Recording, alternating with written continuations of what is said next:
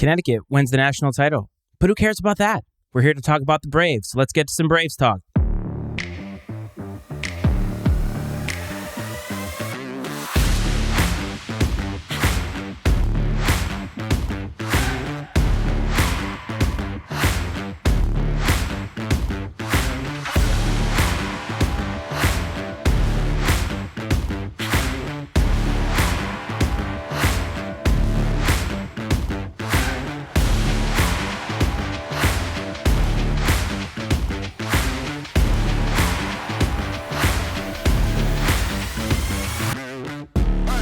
What is up, everybody? Welcome back to Braves Talk. It has been 2 weeks. This is the Iceman, Matt Frates. Across from me, the coach and the OG, the pals, and we are going to introduce our guest in a minute. Coach, OG, what's up, fellas? Iceman, OG, we got our guest here tonight. Braves Nation, how's it going?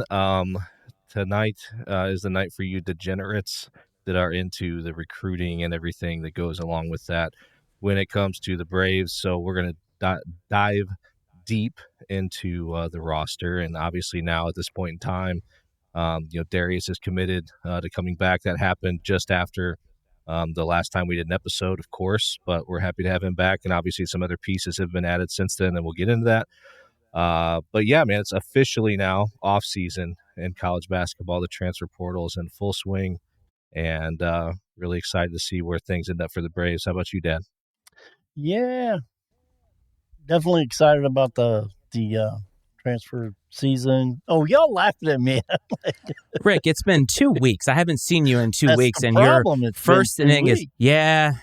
long pause. Really exciting stuff. Anyway, go ahead, buddy. Yeah, no, but I mean, been looking at all the possibilities in the portal and waiting to see what the next dime to drop's going to be. So pretty excited, and I'm glad we got our guest Kevin Mungie on with us tonight.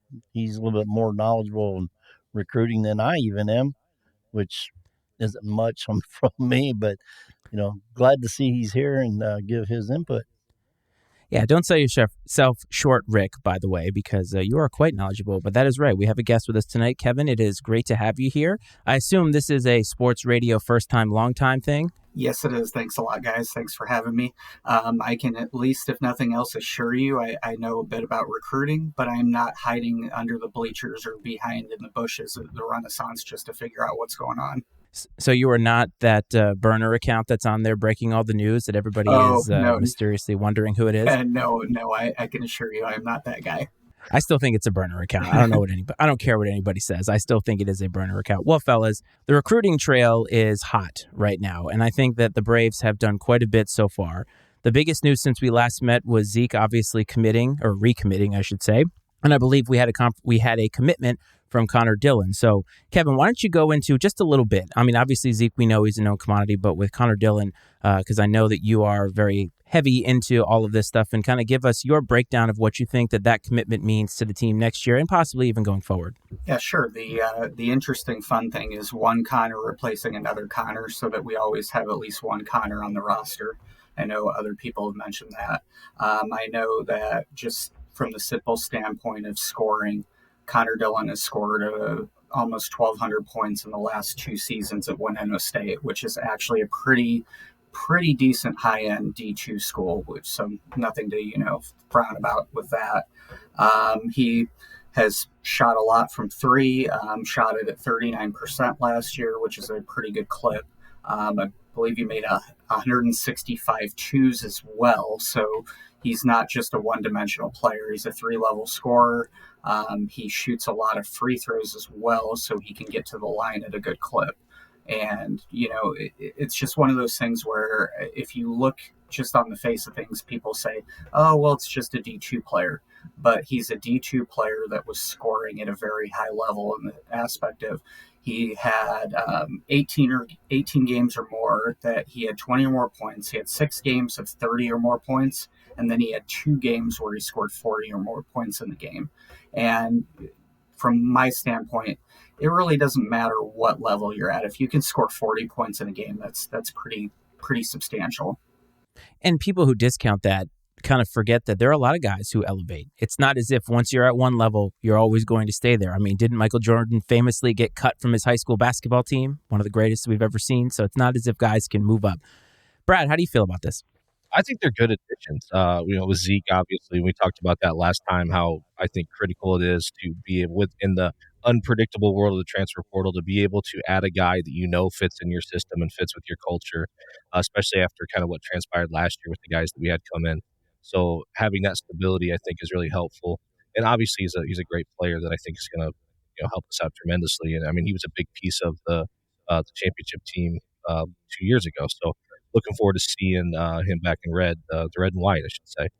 Yeah, I mean, Kevin broke it down really well when it came to Connor Dillon. Obviously, of course, we're continuing with Connor on the roster, and it's the type of player that everybody wants to have come in. Like you said, a 3-level score, and I think that the D2 thing isn't something to worry about, because I think basketball is one of those things that, like, you can either play or you can't, right? And of course, there's some physicality things that may come into play, and I think that applies more to guys that play closer to the basket more so than the guys that play the guard position. But I mean, the D2 path also seemed to work out okay for Indiana State with some of the guys they brought in and stuff that Shirts brought with them. So I'm not too concerned about that.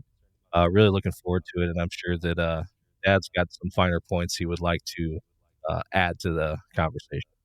Yeah, Connor Dillon, he's got numbers that are very, even with Connor Hickman, assists, steals, blocks, they're fairly even. It's just a matter of the D1 to D2. I think once you get that level, and you're at an upper level in the D2, it's not a whole lot of difference. I mean, it really isn't. And, it's just a matter of coming in. Hey, Luke Lundy, he came from a JUCO? I think so. Or something like that. Now, granted, his senior year, he only averaged like 4 points a game, but he was the star of the championship game in, was it 18-19? The tournament championship game. Yeah, and he's been a star ever since. But, I mean, his numbers are, hey, it takes one game to make you a star at Bradley. So let's not knock on anybody. Hey, Rick, so last time we were here, you said, and I listened to it just today, that if Brian Wardle hits 2 home runs in the transfer portal, you'll consider this a massive success in terms of recruiting. Oh, yeah. So how do you feel about that right now? Right now, I'm pretty good. But he's had success, so, I mean, until he proves us wrong, the only bump in the road right now is Meta. Yeah, I mean, we've had a lot of success, or Wardle, I should say, has had a lot of success internationally. Obviously, the verdict's still out on Meta. I'm willing to at least admit that much. And then, we have, Jaquan Johnson's the freshman coming in from Milwaukee.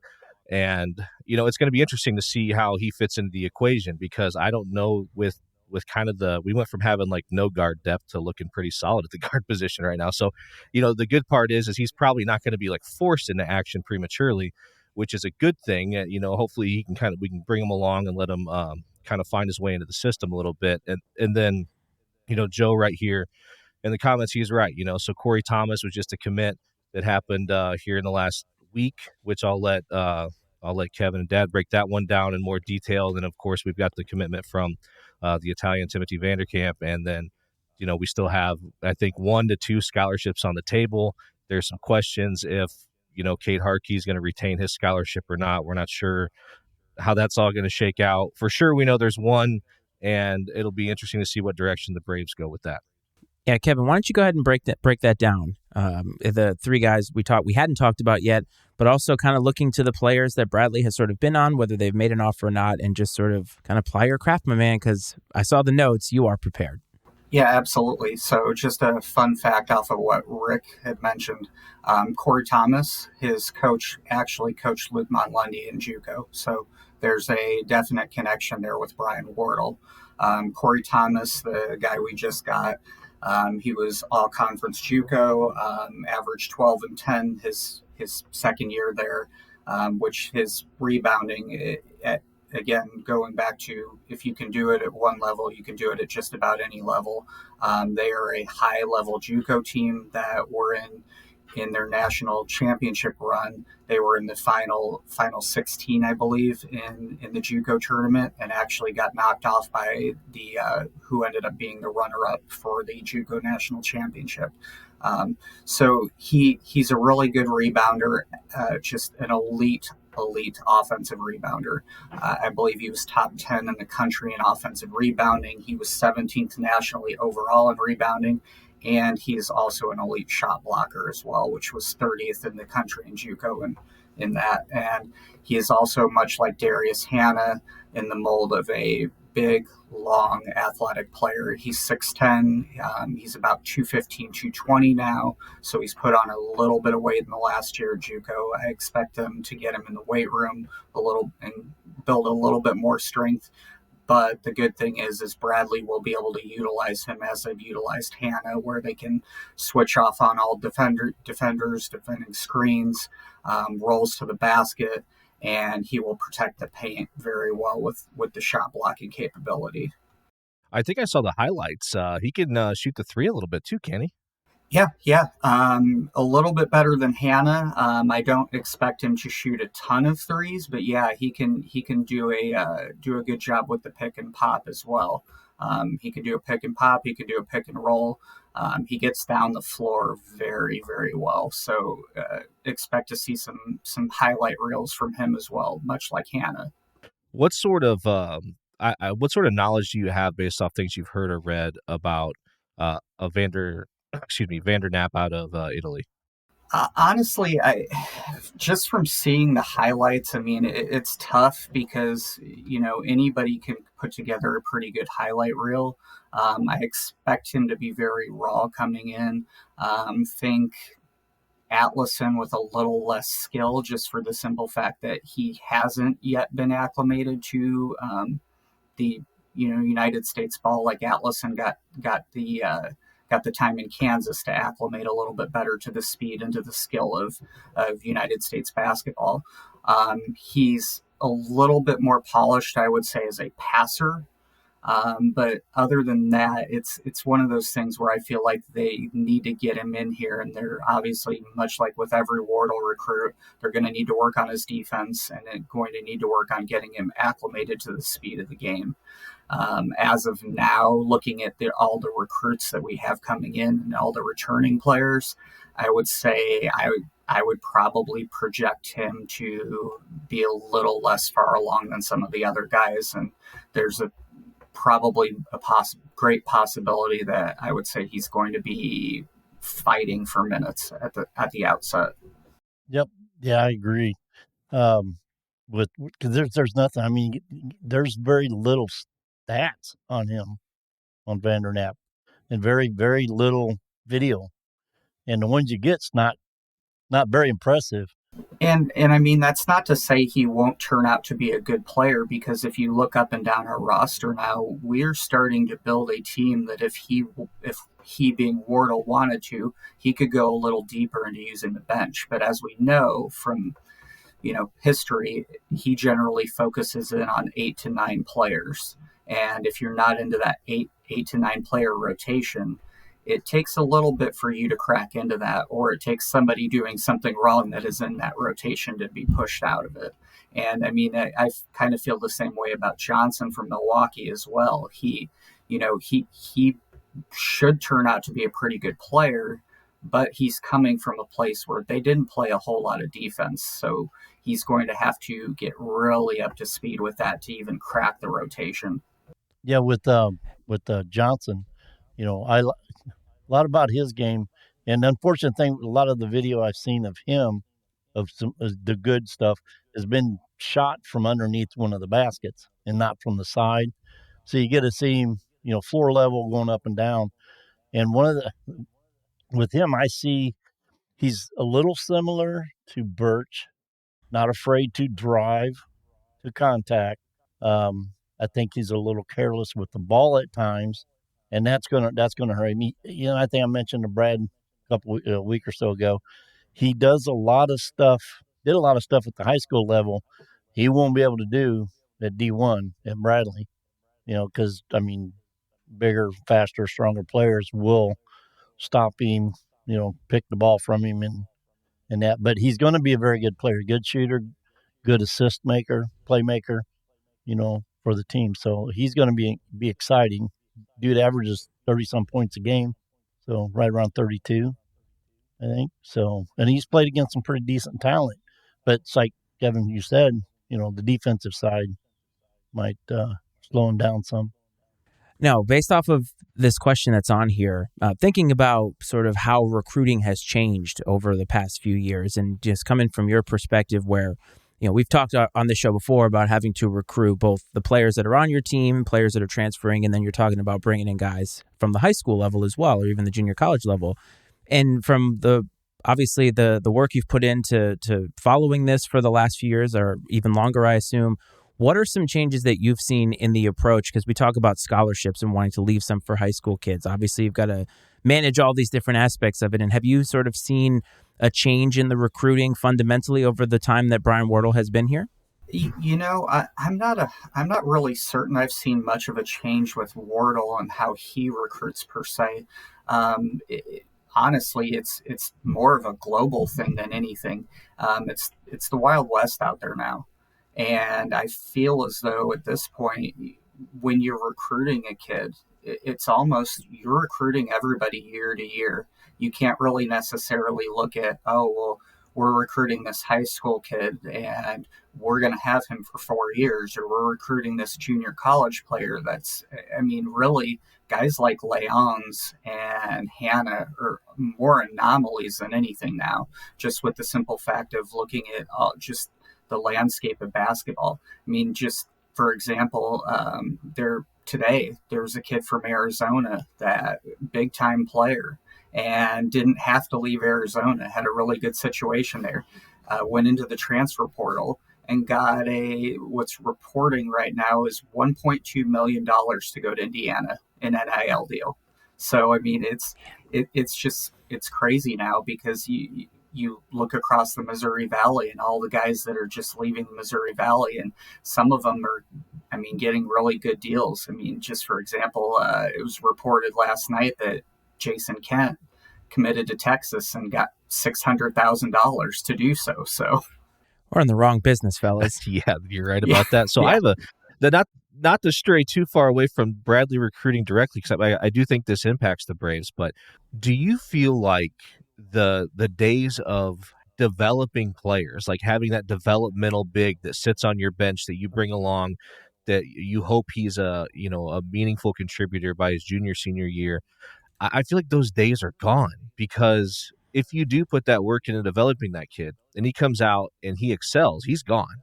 Unless he does have some sort of, really strong loyalty to the coaching staff in the school. But we've seen that loyalty is few and far between in the world of NIL right now. And so it does seem like you are literally recruiting your team just for 1 year at a time. And I'm sure that, you hope as a coach that you can create that relationship and make it strong enough that these guys do want to stick around. I know Wardle's big thing is give me 2 years, and because I think probably we've talked a lot about how Wardle, I do think he, and I mean this in the most positive way possible, he could be a bit of an acquired taste. And so I think that it maybe does take a year or so for somebody to kind of understand the system and where they fit within his style and the culture that's been created at Bradley. So do you think that the days of developing guys and bringing them along to be productive upperclassmen have passed us by? Yeah, I feel like we're there right now. Now, obviously, in the next several years, the system could correct itself and go back in the other direction. But again, first and foremost, shout out to Duke Dean, Darius Hannah, Malavi Leons for, sticking around and, appreciating the brand and the loyalty to Bradley basketball. But, on the other side, you're looking at situations where it's tough. It's tough for a kid like Jacoby Gillespie to, sit at Belmont and think about the possibilities that he might have. So he goes into the transfer portal and he ends up at Maryland for, close to $500,000. And I think too, like a shout out goes to the Home of the Brave NIL collective, right? Those guys and the work they're putting in to, I'm sure, network with local businesses and obviously just donors in general that help keep the Darius Hannahs and the Duke Deans and the Malavi Leons and bring the Zek Montgomerys back and things like that. So credit to those guys and all the work they put in as well. It's amazing how much work goes into that. It's almost become like a full-time job now, whereas if you just think about however long ago, that wasn't on the radar as publicly anyway. I'm not saying that teams were paying players or anything like that, but now it is a fundamental part of recruiting, and not just getting new players to come here, but keeping players here, as our commenter Joe talked about. And it has fundamentally changed, and it fascinates the heck out of me. I can tell you that right now. But Kevin, let's move on to some players that maybe we either haven't been confirmed or we haven't talked about yet, because I know there's a plethora of players that either Bradley has been on, whether an offer has been made or not. And I know that there's probably sort of a pecking order, at least in your mind, as to which ones you think should be a priority for them. So why don't you break some of those down for us? Yeah, sure. Start with there's a 6'7" kid out of Fishers, Indiana. His name's Keenan Garner. We actually offered him not that long ago. I know Wright State came in with their new coach after Scott Nagy left to go to SIU. They have a new coach there, and he offered him just a few days ago. But he's a good scorer. He's a great rebounder at one of the higher levels in the state of Indiana, and was a very good floor leader. He could play multiple positions. I know he was what they would consider a point forward there. He went for 19 and 10 in the state championship victory a couple weeks ago. And I would say probably a pretty good comp for him coming out of back when he was in high school would be a Darius Hannah type. With a little better proficiency to shoot the three. Again, he for whatever reason hasn't blown up in the state of Indiana, but he does have a few offers out there that are Bradley or similar to Bradley types.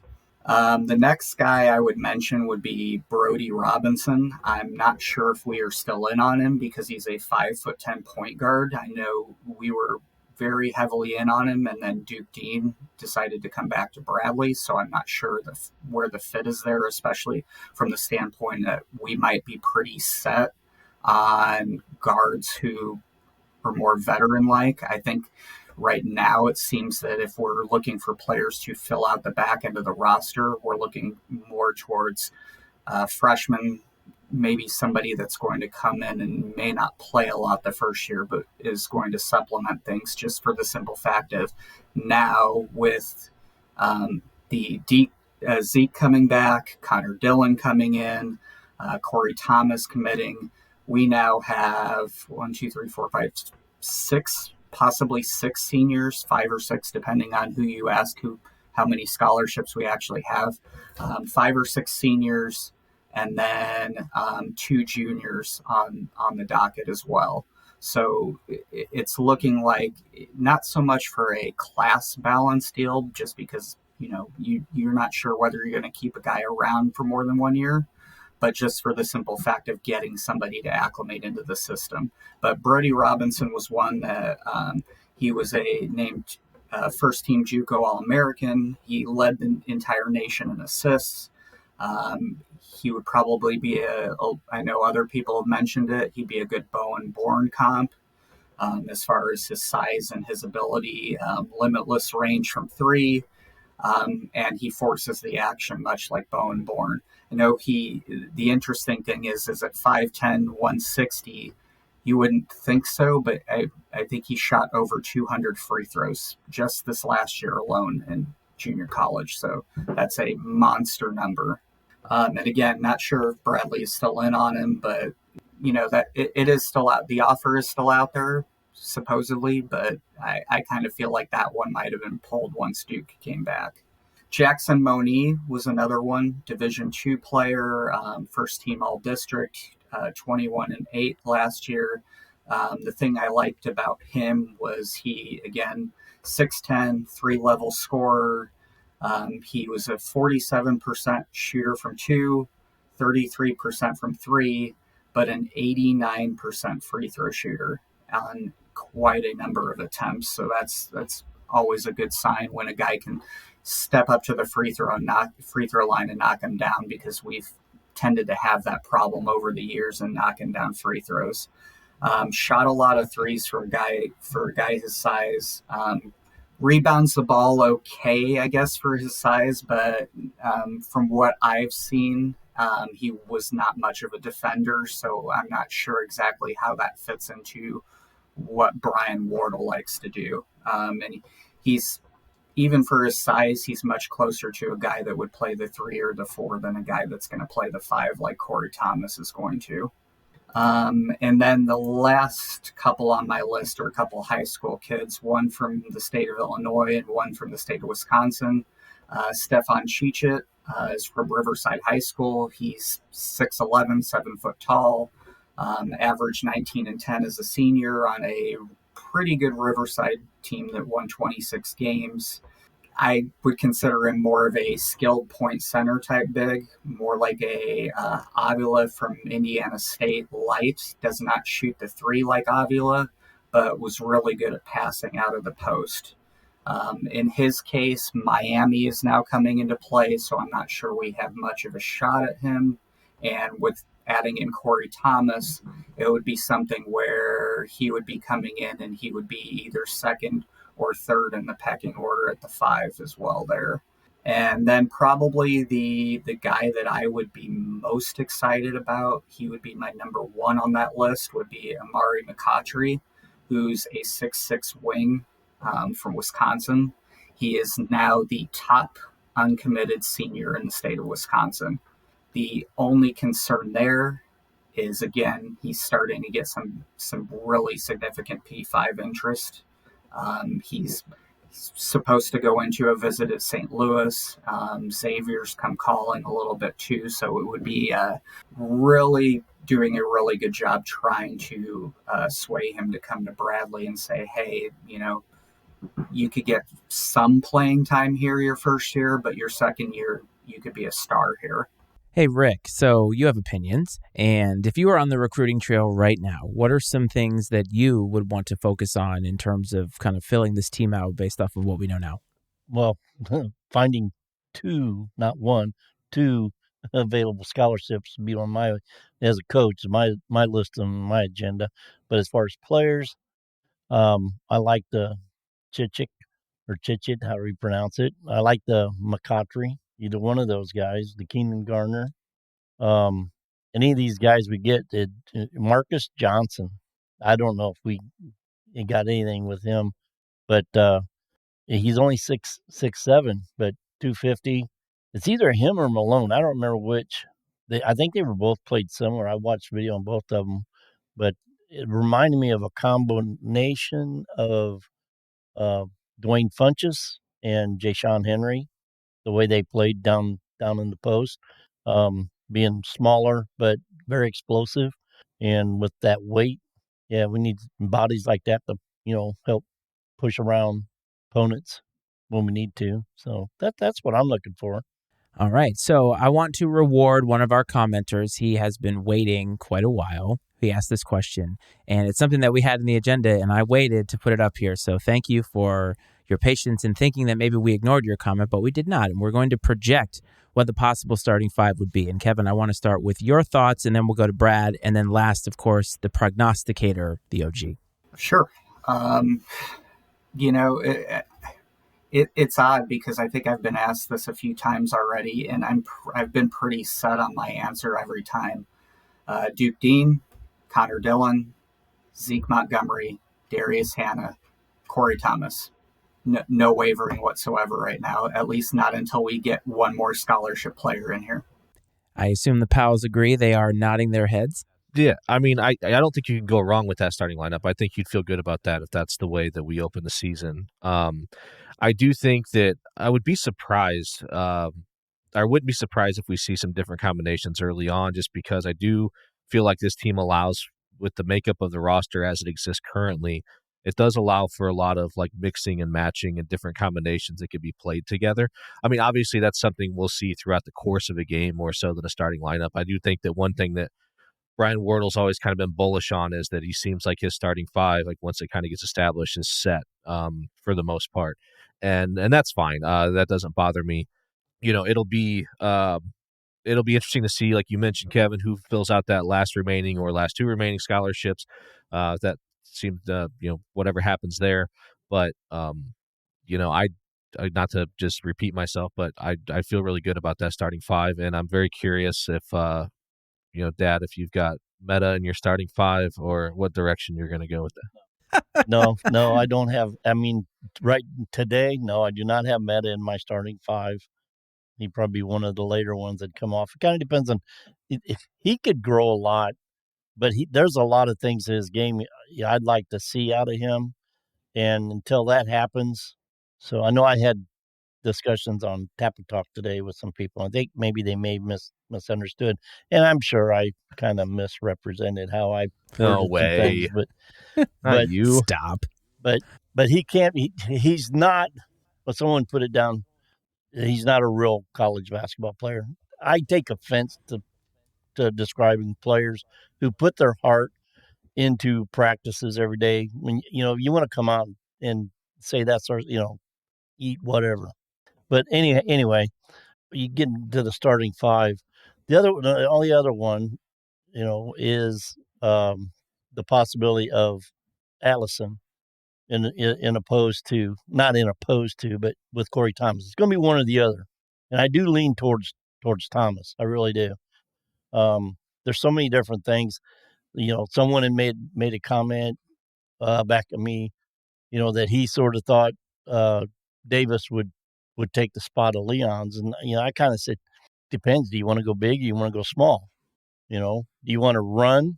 If you want to run, you're playing Thomas over even Allison. Because who did I tell you my lineup was? If you want a team that's getting up and down the field, it's going to be Duke Dean, Birch, Hannah, and Thomas. That's going to be your fastest five guys up and down the field, the field court. I got football. It's a basketball game, yeah. track meet. You got to remember that.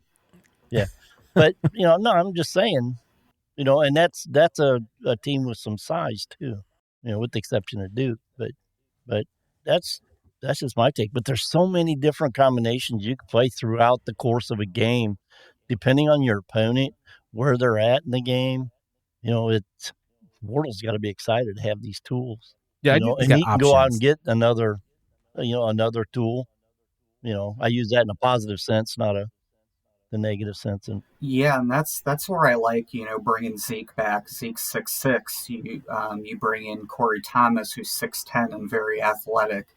Again, talking about defense and the way Wardle likes to run things, it allows them the ability to do the switch on all screens and just run everything to where we're blocking shots, we're hopefully getting a little more steals. Birch is progressing to where he's gotten better. You mentioned Christian Davis. Christian Davis over the years certainly progressed on defense to a point where he was getting some games 2-3 steals a game. So I mean, it's something that you can do tinkering and you can do things based on what the matchup is on across the way on the other side. Atlason, the one thing I will say about him, I would kind of stray away from hopefully playing him at the 5, just simply because I don't think he's a 5. I mean, he's another guy who he's closer to a 3 than he is to a 5. The problem you run into is he could play the 3 on offense, but he can't most likely guard the 3 on defense. So that's where you run into an issue with him. And he could get better over time. I mean, we saw just to throw somebody out there, Vile Tavanainen. He was he could shoot the ball, but for the first 2 years he was at Bradley, he couldn't guard anybody. So, and I mean, that got better over time. Nate Cannell had trouble guarding guys when he first started at Bradley. So, I mean, there's always room for improvement there. You're going to say something, Brad? Oh, I was just going to say that's one. You and my dad, I think, agree on that about Almar, and I'm not saying I disagree, but I've told him that I think that Brian Wardle is trying to mold Almar into Rink Mast. Like, that's what I think that he's attempting to do. And we didn't see Rink as a true freshman because he got injured, but he, from seeing him in street clothes, he was pretty scrawny at that point in time, and he benefited tremendously from having that whole season and off season in the weight room and everything else. And really, so I'll be curious to see what Almar physically looks like when we get to next season. I'm not saying I think that that's what he should be Rink Mast. I'm not saying that I subscribe to that idea, but I think that it wouldn't surprise me if that's sort of the hole they've tried to plug him into. Yeah, I agree, and I believe that is the thought process. I just, for me, it's not even so much of his, body type or size or anything. It, with him and the struggles he has seem to be more, IQ based and being in the right place at the right time and knowing what to do. And some of it's also, the mentality of physicality. And I'm just not sure he's where Rink was. Uh, when he was just starting either. So I mean, again, it's something where I hope he proves me wrong, and it's a situation of, you got to figure out where he fits in if he's going to play minutes. And what I'm taking away from this whole thing is there's a lot of versatility. There is a lot of options. And I think heading into this season, this upcoming season, there is a lot of optimism in the fact that we can beat you in a lot of different ways. And I think that the recruiting trail has proven that. And we are bumping up to the end of the show here, folks. I want to thank everybody for tuning in. But most importantly, Kevin, I want to thank you for taking out the time to join us. It's been a lot of fun, and we hope you had fun too. Absolutely. Thanks, guys. Appreciate you for having me. Absolutely. Coach OG, it has been wonderful as always. And I don't know when we'll be back, but I'm sure there will be some news to be had on the Bradley recruiting trail. And before you know it, guys, it is going to be the start of the season. So I hope this finds everybody well and safe. I want to thank everybody from Bradley Nation who joined us in. And if you have not listened to us before, you can check us out here on YouTube, hit subscribe, and you can find us in audio. But I want to thank everybody from me, the Coach OG, and Kevin. This is Braves Talk.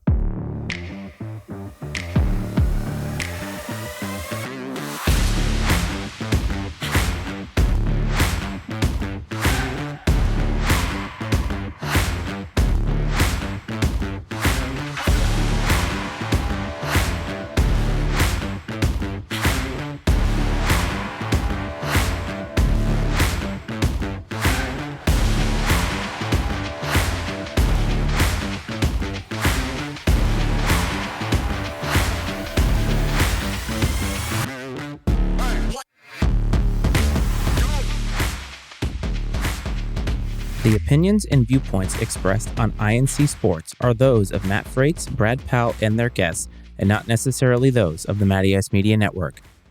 I&C Sports is exclusively owned by Matt Freites and Brad Powell and is brought to you by the Matty Ice Media Network.